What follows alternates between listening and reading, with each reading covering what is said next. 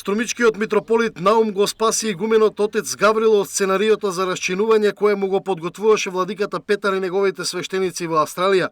Струмичкиот митрополит ја повлекол одлуката за условен канонски отпуст, која во 2005-та му беше издадена на Гаврил за да замине во Австралија како дел од епархијата со која администрира владиката Петар. Со оглед на тоа дека станува збор само за условен канонски отпуст, надлежноста врз игуменот Гаврил ја има струмичкиот митрополит, а не владиката Петар. Наум со писмо дека го повлекува Гаврил го известил владиката Петар на 23 декември.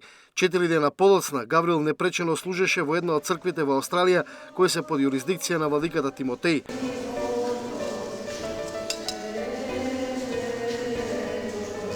Ова, како што велат верниците од Австралија, дополнително го разгневило владиката Петар, по чиј налог на вчерашните литургии во храмовите кои се под негова надлежност бил читан проглас против отец Гаврил со омаловажувачки и навредувачки содржини.